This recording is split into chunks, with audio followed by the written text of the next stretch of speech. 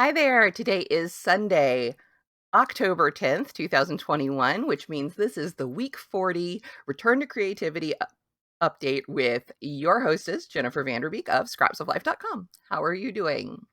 How has your week been? Yeah. Um, Mine has been interesting. It's a little bit of ups and downs, which is probably, normal these days. Um, excuse me. Sorry about that. Just a little dry throat. I've been out running errands today, picked up groceries, unpacked the groceries, put everything away. Um, Gosh, I actually kind of need to look at my calendar to help me remember what all went on this week. This was actually like the um no, I'd say it was the first time I left the house this week, but no, Todd and I went to dinner one night this week. So we did. We went out to dinner on Friday night. So I was not 100% homebound, but I was mostly home this week. Next week's gonna be, interesting. I've got 2 things out next week. About that, afterwards. I'll talk about that in next week's update. First of all, can we talk about the fact that this is week 40?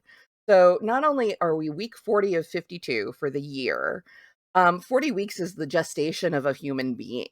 Um And so it's like, oh, this little weekly series is actually finally ready to be born, even though technically it was born back in January. But you know what I mean? I These random associations in my head. This is hey, for those of you not familiar with me, welcome to my head. Um so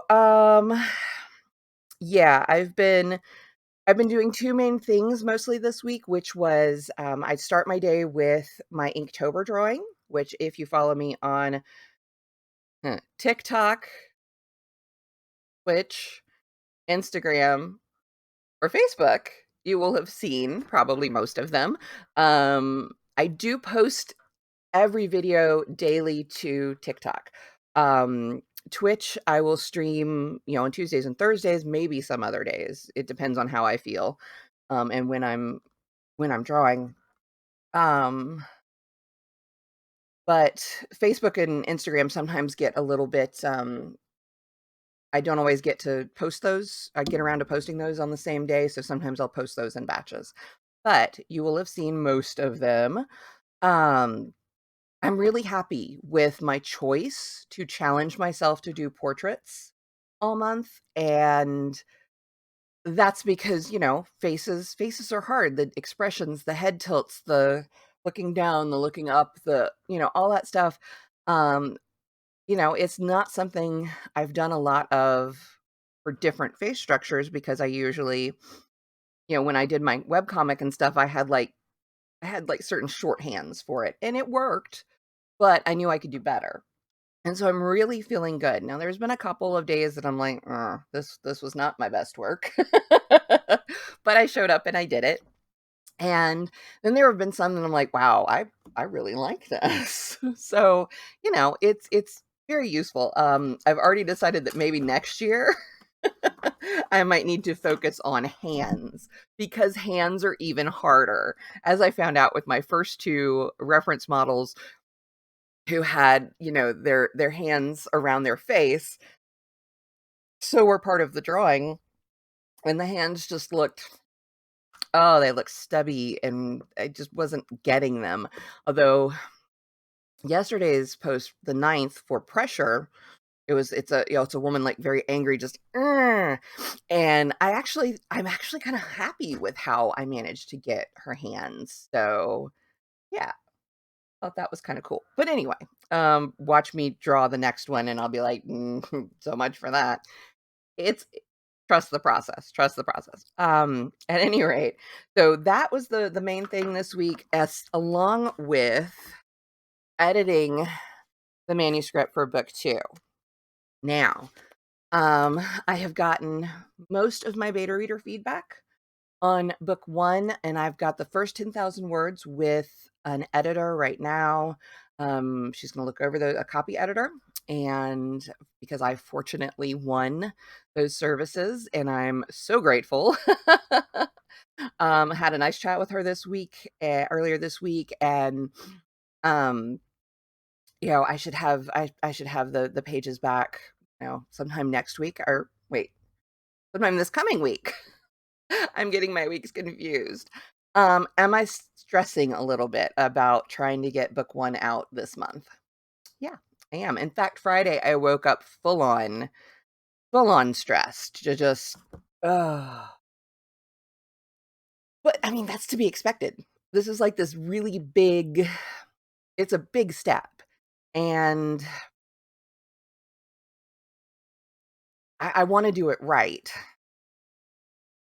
I want to set myself up for the most possible success, but at the same time, I'm working within the resources that I have. So, yeah, it's a whole thing.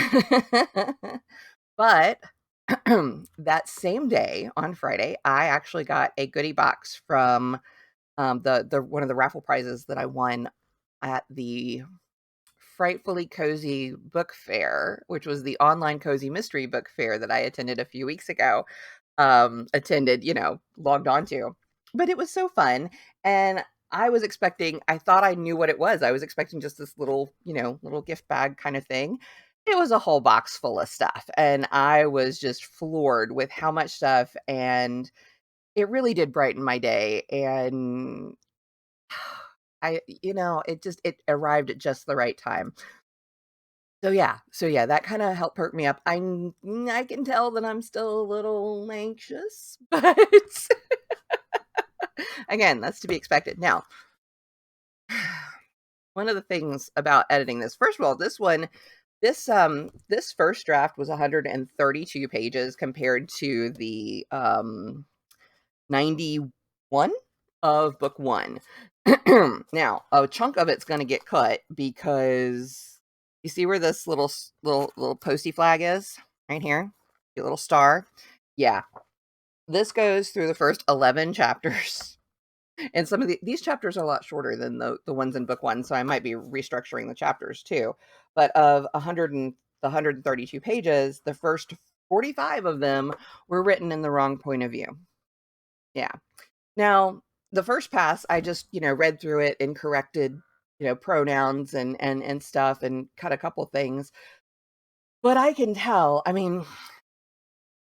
if you've read a book in third person point of view and you've read a book in first person point of view, you know that the styles are wildly different.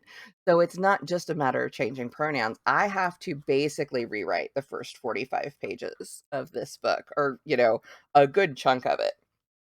And that's okay. It's part of the process. Oh, but wow, it's a little daunting. It's a little daunting. Of course it is. But at the same time, I'm looking forward to it because it's only going to make the book better.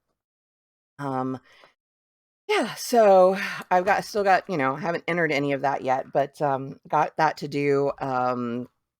So yeah, that's been my other main focus this week.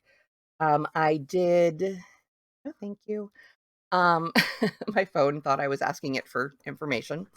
I did manage to get some knitting done on Friday night. I finished another little small section, and I'm within like 100 stitches stitch count, which means close to 100 rows left still. I am in the 200 and I'm like at 215 stitches, and I think the pattern increases to like 317. Speaking of knitting, um, I found out about, and has nothing to do with anything else other than it's what is on my brain right now, and well, it does have something to do with stuff because it's creativity, and that's what this is about. This is about me accessing my creativity and using it to better my life and better my mental health.